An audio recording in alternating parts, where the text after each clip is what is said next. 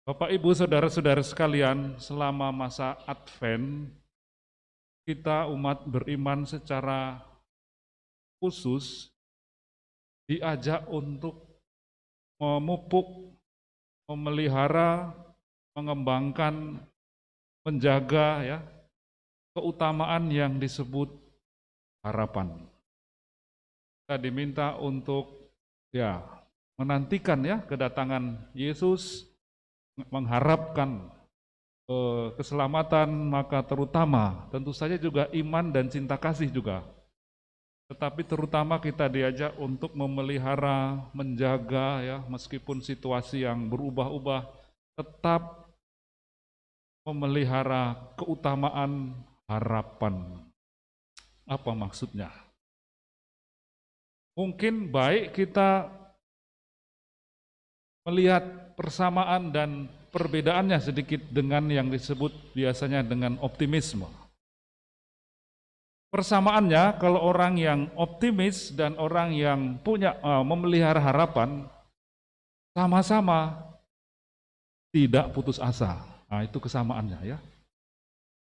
Tetapi ada sedikit perbedaan mungkin dari segi alasan. Orang itu optimis kalau memang dia hitung perhitungan manusia ya. Kita punya SDM, punya orang-orang yang baik-baik di stasi ini, kita punya uang yang cukup di stasi ini atau di paroki ini atau di kuskupan ini, situasinya semua baik, tidak ada pandemi virus COVID ya, lancar semuanya, kita mengatakan kita optimis karena punya orang-orang yang baik, karena punya uang cukup, karena situasi baik, tidak ada penyakit, ya, tidak ada bencana, tidak ada badai, kita mengatakan kita optimis.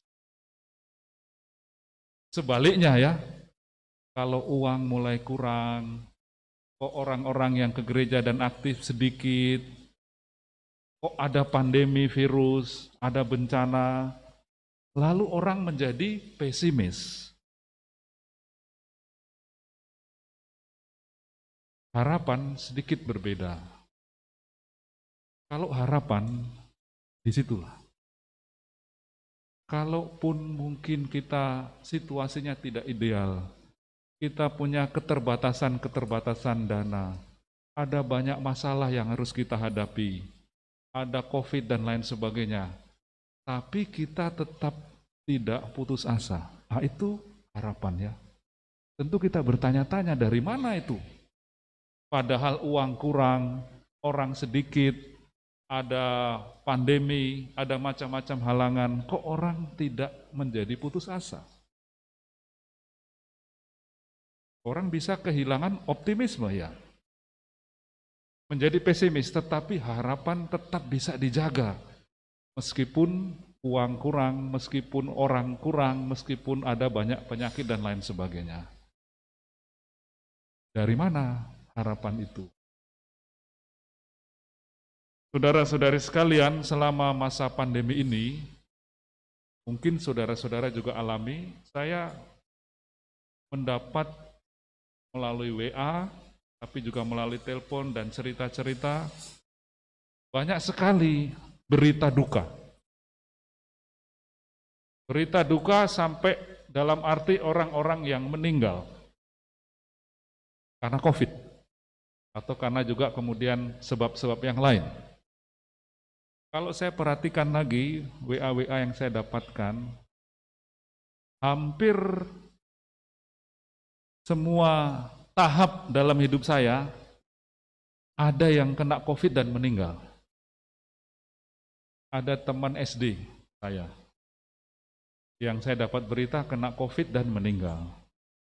Ada teman SMP saya juga yang dalam grup WA, kami punya juga grup WA SMP ya, dapat berita juga bahwa meninggal. Ada teman SMA juga, yang dulu sama-sama waktu SMA, jadi seumur-umur saya ini meninggal juga, karena COVID. Ada teman yang dulu sama-sama waktu frater, pendidikan calon imam, meninggal. karena COVID. Ada teman imam yang juga meninggal. Juga ada senior uskup yang meninggal juga ya karena COVID. Saya lihat hampir semua dari fase hidup saya tahap-tahap itu ada yang meninggal karena COVID. Juga ada kenalan-kenalan yang mungkin saya bayangkan berat sekali menanggung masalah ini karena misalnya ada kenalan saya seorang dokter meninggal selisih 3 hari dengan istrinya, punya anak 2 yang masih muda-muda. Jadi dokternya dulu kena COVID, kemudian berapa hari kemudian istrinya juga COVID, kemudian dokternya itu masuk ICU dan meninggal, istrinya nggak diberitahu karena masih berjuang, tapi juga kemudian meninggal, dua-duanya. Ada juga keluarga yang kehilangan 2 anaknya dalam selisih waktu 1 bulan saja, karena COVID. Saya sendiri waktu mendapat berita itu diminta kemudian misa arwah melalui Zoom ya, membayangkan berat sekali ya. Tetapi yang saya alami dari banyak berita-berita duka itu, juga terutama yang saya bayangkan berat sekali itu, yang saya pelajari, yang saya kagumi adalah tidak ada ya, satupun dari mereka ini yang ditinggalkan ini kehilangan harapan. Situasi buruk. Orang-orang terdekatnya meninggal secara mendadak. Yang ditinggalkan anak-anak ini juga nggak begitu jelas bagaimana masa depan nanti. Tapi itu yang saya lihat. Tidak ada ya dari yang saya kenal ini luar biasa itu.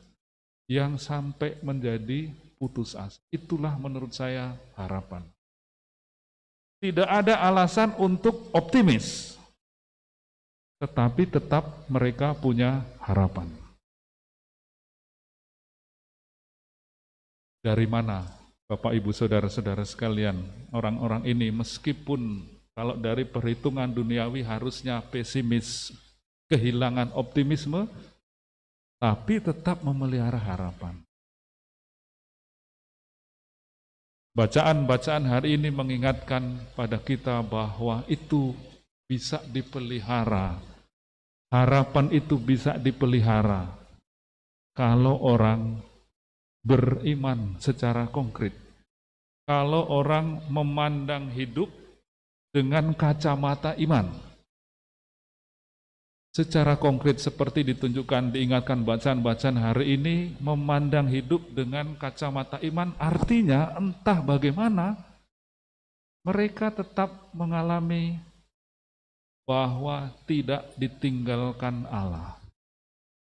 Dalam situasi-situasi sulit itu mereka tetap mengalami Allah hadir.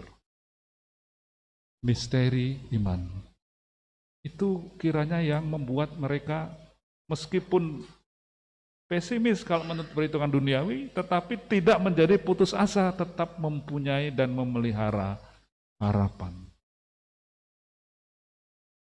Kita mendengarkan tadi dalam bacaan pertama juga ya, bangsa Israel sedang terpuruk, sedang dalam keadaan sulit, tetapi diminta oleh Nabi Baruch untuk tetap memelihara harapan. Dan kelihatan di sana dasar harapannya adalah karena Allah sendiri dialami hadir di tengah-tengah mereka. Bersukarialah, kata Baruch tadi, karena Allah telah ingat kepada kamu. Selalu Allah yang dinyatakan hadir dalam situasi-situasi yang sulit itu. Sebab Allah lah yang memerintahkan supaya segala gunung yang tinggi, segenap bukit abadi diratakan. Allah. Bangsa Israel akan dituntun dengan sukacita oleh Allah. Padahal mereka sedang dalam situasi yang sulit. Oleh cahaya kemuliaannya dan dengan belas kasihan serta kebenarannya. Kalau situasi serba sulit, serba keterbatasan, dan orang tidak menjadi putus asa, kiranya karena orang hidup dengan kacamata iman. Maksudnya, karena orang itu rupanya entah bagaimana misteri juga, mengalami secara konkret bahwa tetap Allah hadir dalam hidupnya dan memberi kekuatan dan pengharapan. Tadi kita mendengar, Allah lah yang memerintahkan, Allah lah yang menuntun, Allah lah yang menyertai. Atau juga tadi bagus sekali dikatakan Rasul Paulus dalam bacaan kedua, karena aku yakin sepenuhnya bahwa Allah yang memulai karya baik di antara kamu akan melanjutkannya sampai akhir pada hari Kristus Yesus. Maka saudara-saudara sekalian, kita untuk memelihara harapan, kita diajak untuk beriman. Beriman bukan dalam arti pokoknya saya sudah dibaptis ya. Beriman secara konkret maksudnya untuk melihat hidup dengan kacamata iman. Untuk melihat bahwa Allah hadir di tengah-tengah kita juga dalam kesulitan-kesulitan. Maka kalau dalam masa Advent kita diminta untuk memelihara harapan, maka sama ya, kita mohon agar iman kita menjadi makin konkret, makin nyata. Kadang-kadang kita sudah dibaptis, tetapi tidak dipakai kacamata iman itu, sehingga kita bisa kehilangan harapan. Karena itu juga kita mendengarkan dalam bacaan Injil seruan untuk bertobat. Bertobatlah dan berilah dirimu dibaptis. Bertobatlah, kalian sudah dibaptis ya, tetapi kita bisa membacanya bertobatlah dan pakailah buah dari baptisan itu, yaitu kacamata iman itu untuk melihat hidup. Atau memohon pada Tuhan, mungkin kita sendiri tidak sanggup ya, agar juga terutama dalam situasi-situasi yang sulit itu, kita boleh mengalami entah bagaimana kehadiran Allah dalam hidup kita melalui macam-macam cara. Sehingga kita tetap mampu memelihara harapan dalam situasi-situasi yang sulit. Saudara-saudari sekalian, hari ini kita bersyukur secara khusus karena akan memberkati altar yang baru. Kita mohon agar dengan altar yang baru ini, yang diberkati ini, iman kita disuburkan ya. Kita mohon agar melalui ibadah-ibadah kita di tempat ini, kita makin terampil memakai kacamata iman dalam melihat peristiwa hidup kita. Mudah-mudahan dengan altar yang baru, dengan semangat yang baru dalam ibadah, iman kita subur. Dan hanya kalau iman kita kuat, kita akan mampu memelihara harapan. Meskipun pesimis, karena perhitungan-perhitungan manusiawi, kita tetap tidak kehilangan semangat. Tuhan memberkati kita.